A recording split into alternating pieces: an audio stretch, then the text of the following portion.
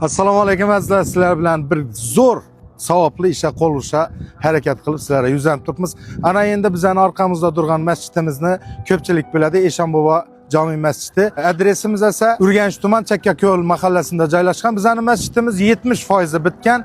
Ozgina kamchiliklari bor.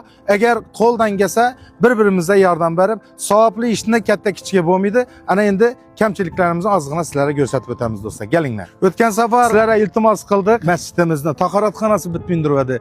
Sizlarning yordamingiz bilan u tahoratxonamiz hozir ishlab turibdi. Bu yerda namoz o'qimoqqa kelgan birodarlarimiz tahorat qilib, issiqqina xonalarda ana undan keyin namozlarni o'qib turibdi. Endi yana sizlarga aytadigan bo'lsak, shu yerda damirchi og'alarimiz, tadbirkor do'stlarimizga iltimos qilamiz. 3,5-4 metrlik katta darvoza kerak bo'lib turibdi.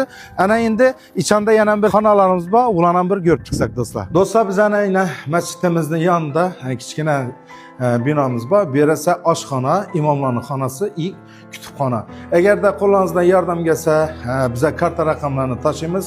Ana undan keyin yo'q, men mablag' uncha yetirolmayman deb hozir o'zimizni oilaviy sharoitimiz bunday degan bo'lsangiz, shu videoni yaqinlaringizga tarqatib, like bosib, teylarni, kommentariyani chiroyli qilib yozib bersangizlar, biz sizlardan xursand bo'lamiz. Ana undan keyin hozir xonalarni yaxshilab ko'rib berasizlar.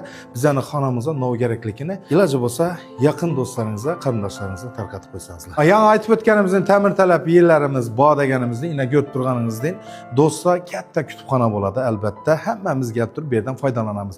Endi men sizlarga ishonaman, haqiqatdan ham sababi katta biza tahoratxonani birgalikda qurib bitirdik, ishga tushirdik.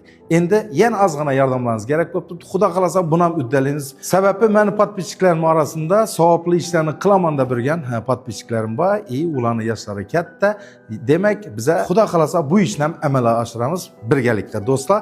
Ana endi ko'chadagi bizara stejga kelgan burchatga kerakli yerlarni ko'rsatamiz va biz ishni boshlaymiz. Albatta sizlar bilan. Do'stlar, shu ham zo'rindan stejga qilish kerak. Ana undan keyin burchatga qilish kerak. Hamma birodarlarimiz, yaqinlarimiz kelib turib namoz o'qimoqqa kelaturib ko'rsatishingiz mumkin bo'ladi. Endi albatta hammasi sizlarning yordamlaringiz bilan. Karta raqamlarini tashlaymiz. Yangi aytib o'tganimizda, agarda kimda mablag' bo'lmasa, shu videoni yaqinlaringizga, do'stlaringizga ko'proq tarqatib bersangizlar, biz sizlardan xursand bo'lamiz. Savob ishni har kun qiladi deyman. Hammani omadini bersin. Alloh sizlarni hamisha yo'llaringizni ochiq qilsin. Salomat bo'linglar.